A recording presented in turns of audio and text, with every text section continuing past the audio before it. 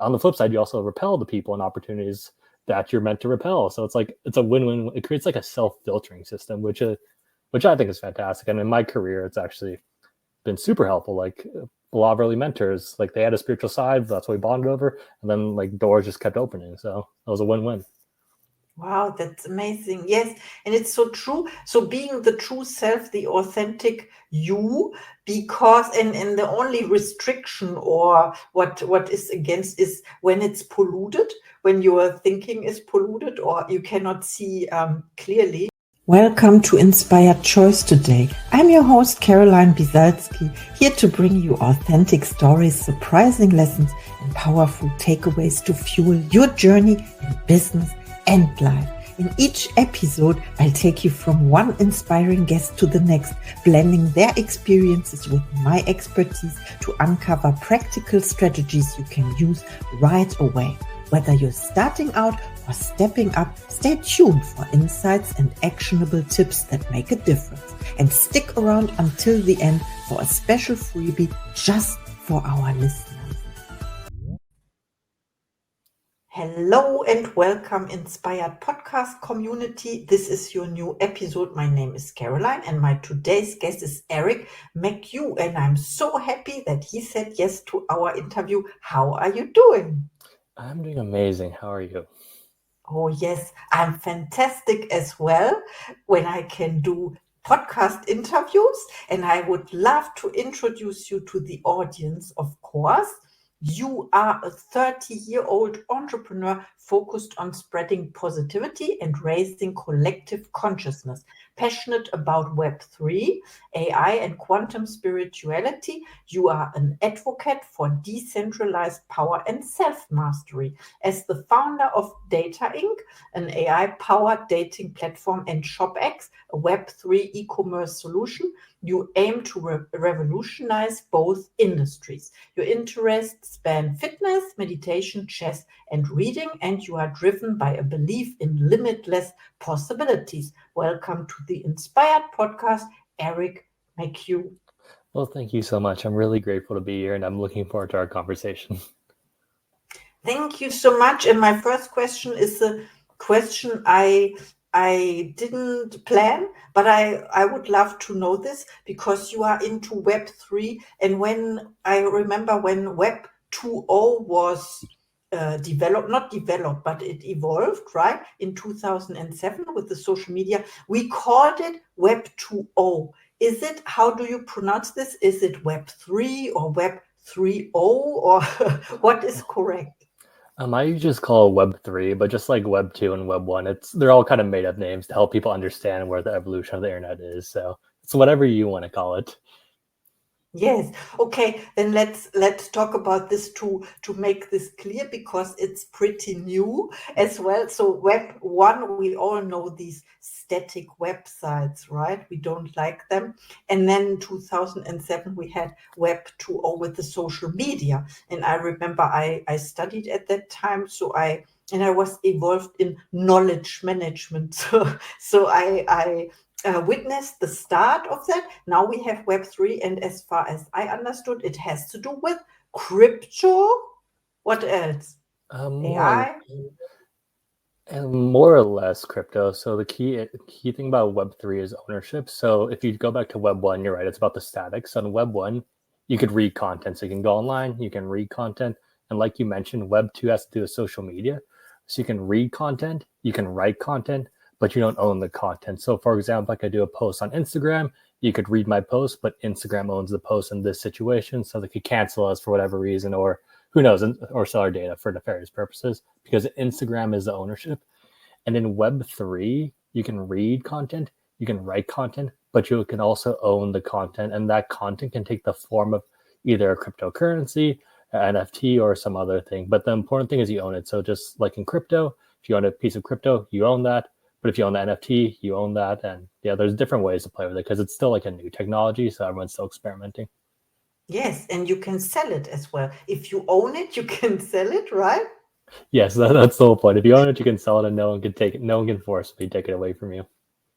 Yes. Wow. I love that. Thank you so much for explaining because it's important for all the people out there being a little bit resistant towards the new medias, howsoever they are not so new. So my first question to you is, how do you see Web3 and AI transforming the future of e-commerce and dating platforms?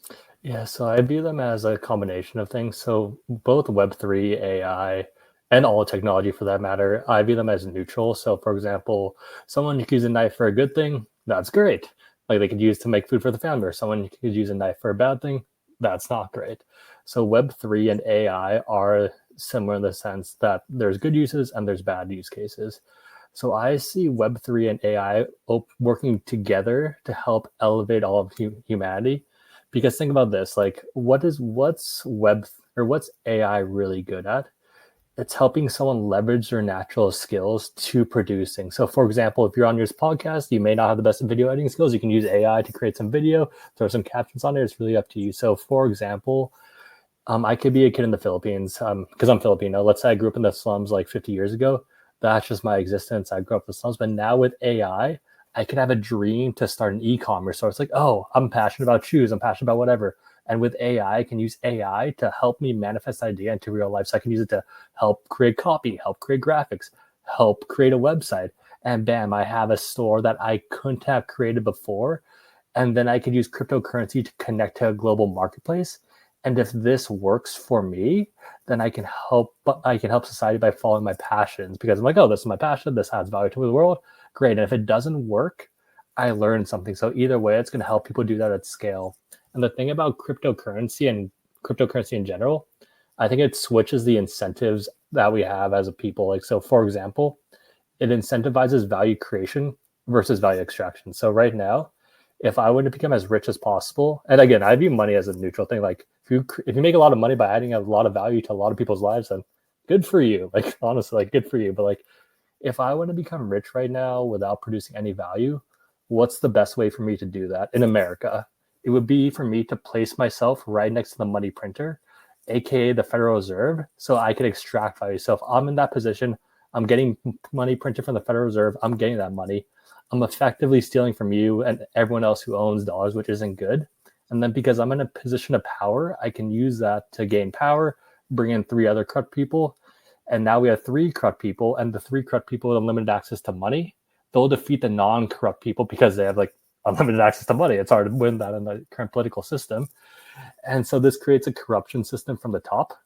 But in Web3 and cryptocurrency, like let's say Bitcoin becomes a standard, if I want your Bitcoin, how do I get your Bitcoin? I can't inflate it away from you. I can't steal it from you. The only way for me to get your Bitcoin is for me to produce something of value, or something that you determine valuable for yourself. And then we trade for the Bitcoin. So I produce a product. You want it? You want my product? Great. You send me your Bitcoin. You get my product. It's a win-win. So now if I want to become really rich, the only way to do that is for me to produce a lot of value for a lot of people at scale. And this is where AI comes in, because it can help me do that quicker. So now instead of trying to extract value, I'm trying to create value. And imagine if that's the way of thinking, like not even just in our generation, but like if that's the way people get rich or create value, like 2, 3, 4 generations down the line, everyone's just trying to create as much value as possible. Then I think everyone becomes richer, everyone becomes more abundant, and then I think it's just much better. Yes, it's so true. Thank you so much for pointing this out. I forgot about that because, yeah, it is about value, of course, and not extracting. It is adding value or giving value, we say. And also, what you mentioned is between the lines is that the cryptocurrencies are very fair, right? You cannot steal, or you cannot. What about fraud there?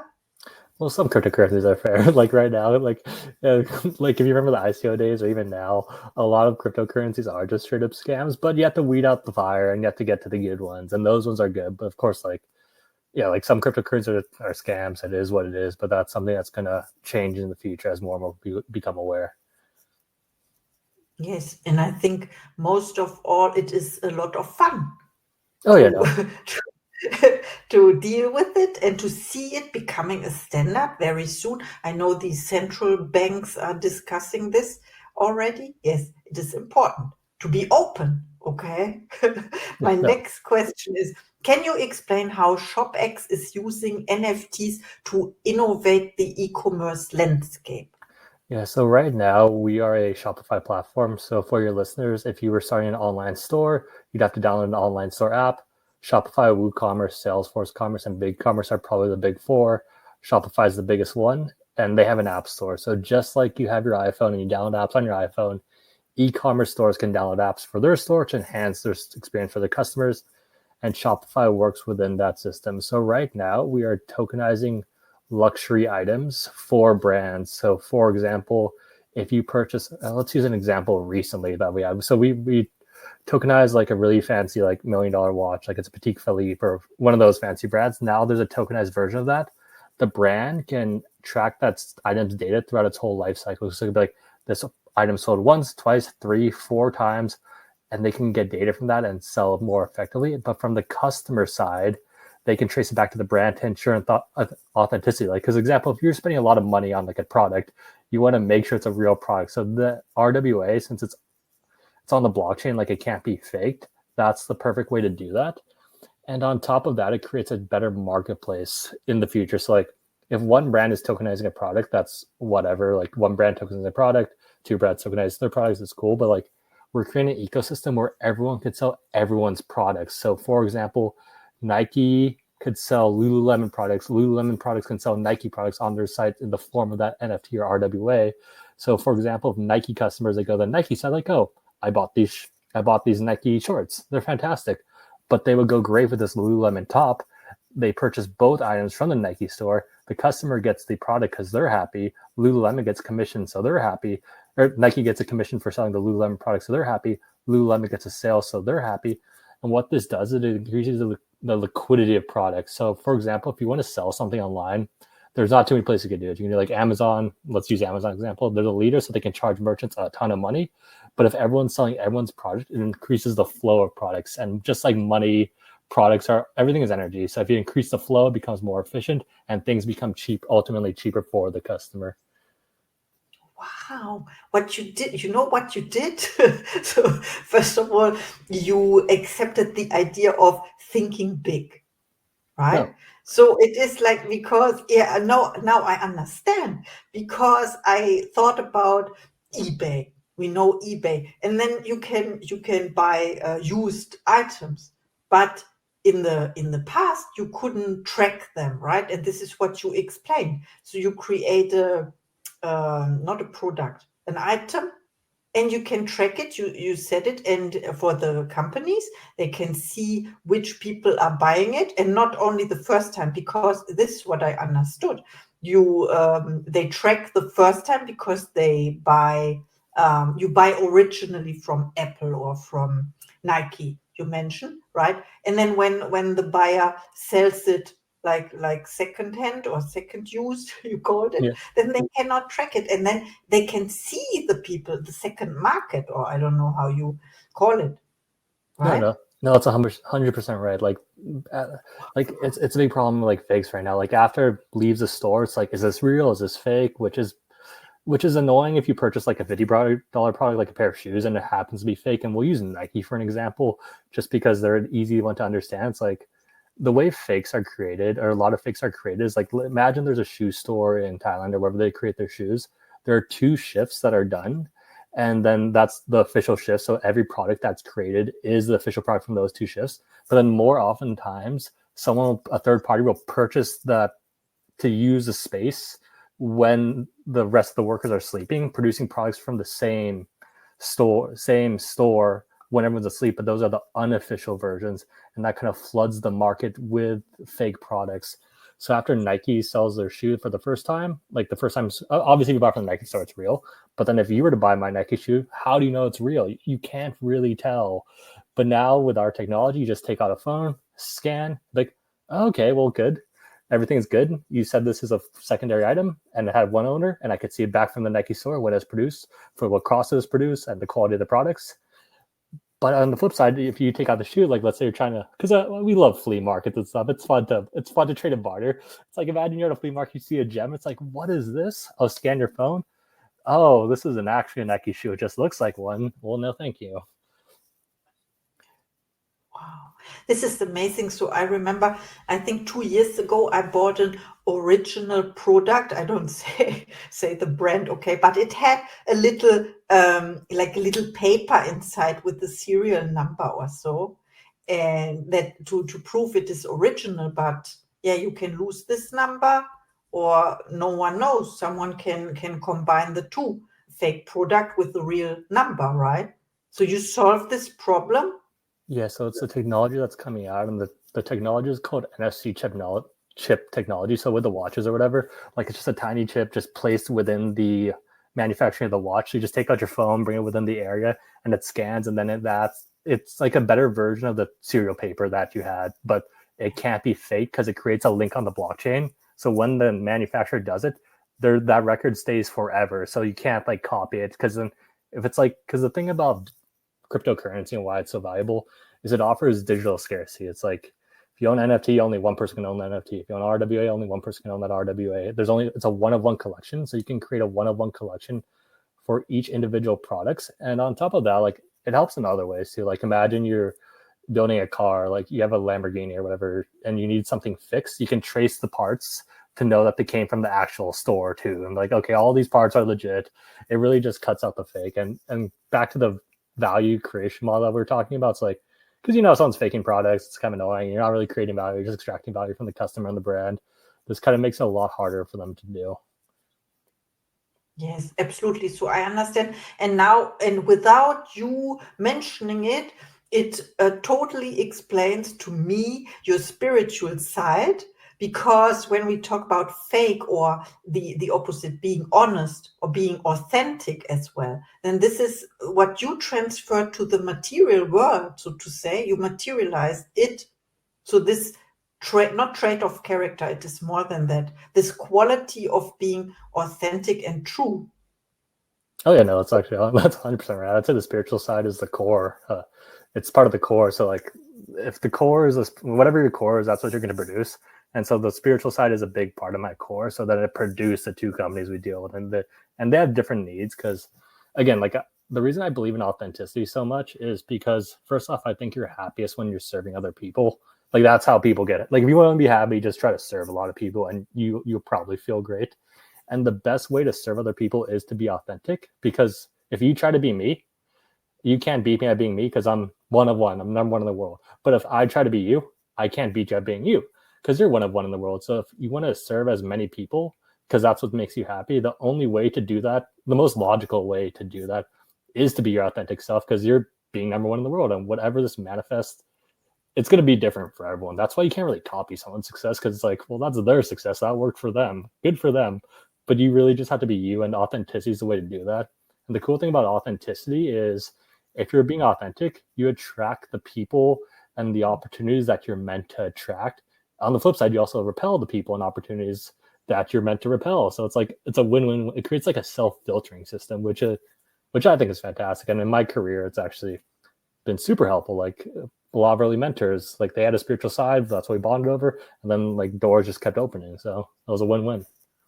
Wow, that's amazing. Yes, and it's so true. So being the true self, the authentic you, because and the only restriction, or what is against, is when it's polluted, when your thinking is polluted, or you cannot see clearly, right? So we can train this as well. Yeah, and I wanted to ask, because you mentioned mentors and coaches. Do you have coaches and mentors for yourself? And who was the best coach you ever had? Yeah, so I have a bunch actually. So I was and again, a quick story is like I had a previous startup. It wasn't one of the top incubators in the world at the time. So I was younger at the time. So what I did was I used incubators is essentially startup school. So it's like different startups at different levels in different fields.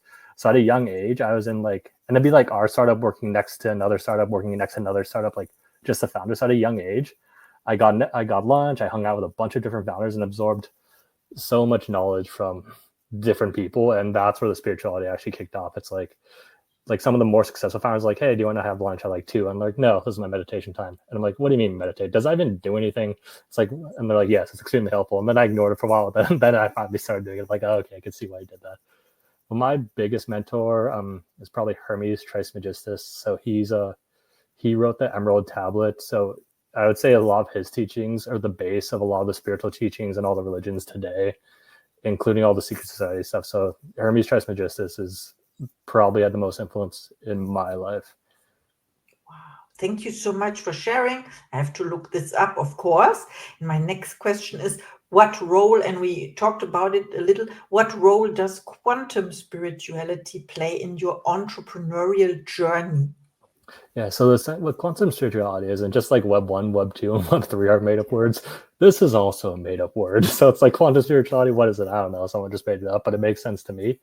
And the reason I think it's important, and the reason I'm passionate about talking about spirituality is because my overall goal is to raise a collective consciousness. So like, how do I do that? I raise my own vibe. It raises those around them. So if one of your listeners leaves this podcast better off, what does this do? They go into their world or their reality slightly better off, and then they raise the vibe around people around them, and then it kind of spreads. So that's overall my goal.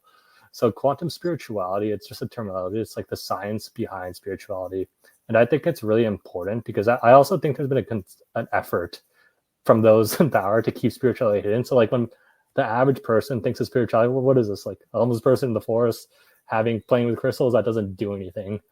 But if you can understand the science behind spirituality and the science behind meditation, the science behind creating your own reality, it's a powerful force for good. So specifically quantum spirituality is essentially, I believe that there's an infinite number of possibilities right now.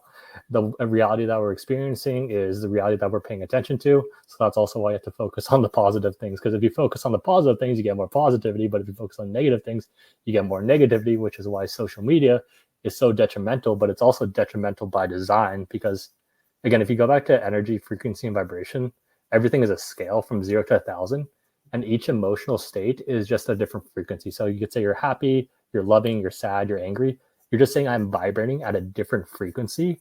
And just like a radio station, if you turn to a specific station, you get that radio station. So if you're angry all the time, you're on that angry station. You're gonna attract angry people. But if you're loving all the time, you're gonna be on the loving station. You're gonna attract loving people. And if you're trying to help all the time, what does this mean? It's that feels good, but you're gonna attract people who are also trying to help you.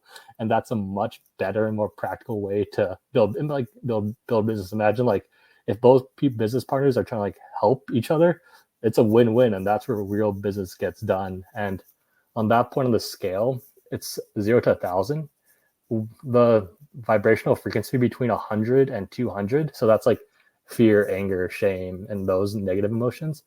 That's when people are most easily controlled. So if you think of social media from that lens, it's like, why is fear always pushed? Like log into Twitter and it's just so much negativity. Why is that pushed? It's because that's when people in power can have the most control over the most people. So I think people are breaking free of that. So I think I have a very positive outlook on the world. But yeah, that's a long-winded answer to your question.